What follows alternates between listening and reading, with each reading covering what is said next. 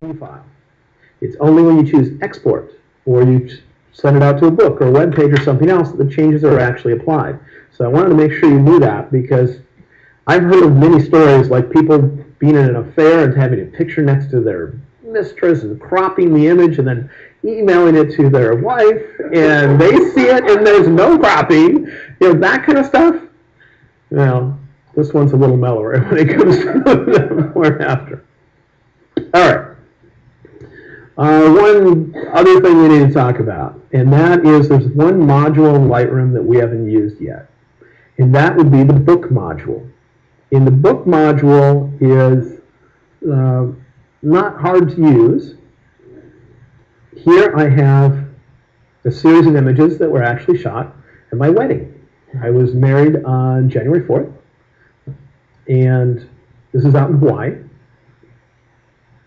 Going through here, these have been rated. If you look at it, you see the star ratings, and that's one way to narrow down what you might want to use within your image. You see there's a lot of 5-star ones in there. I think actually the only thing that's in this particular folder is the ones that I want to use for my book. If I were to find the original folder, which would be up here in folders, I would see a wider selection. Here's Hawaii. They were organized by who shot them. And I could go over here and click on each one of these and see every picture that was there.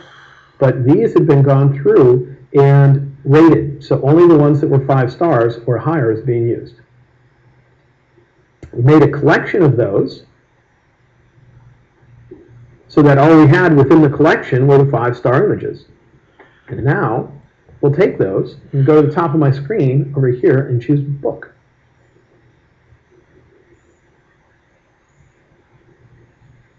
The end result we're looking for is like what I have in my hand, in this case a hardcover book.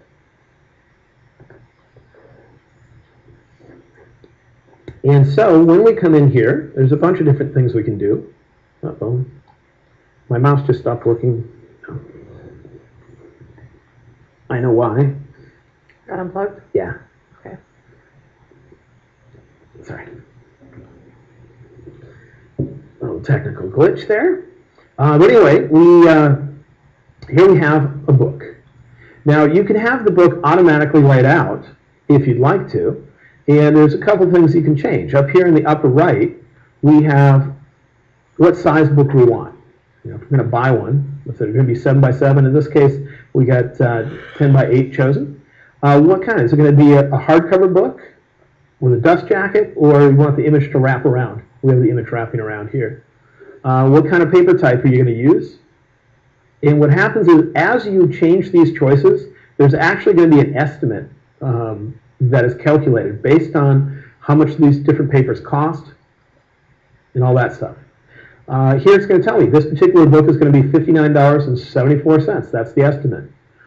And if the book is printed by Blurb, they put their logo on one page of the book, and you can turn that on. If you decide to turn it off, then the price goes up, of course, because then the people that look at your book aren't going to know who it came from.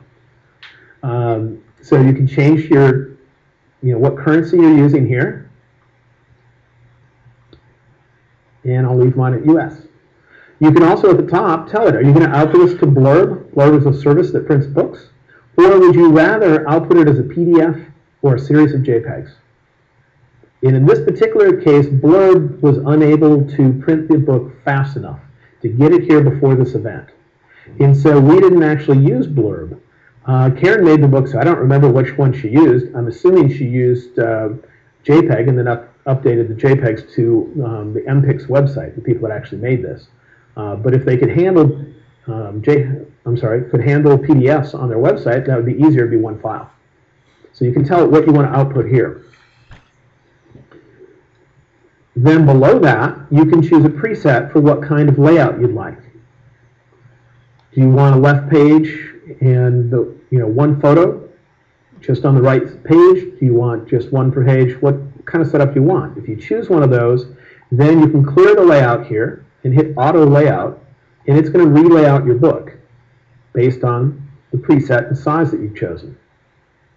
I have it set to just give us one image per page, so that's what I end up seeing throughout the book, except for on the cover, where it's got an image wrapped all the way around.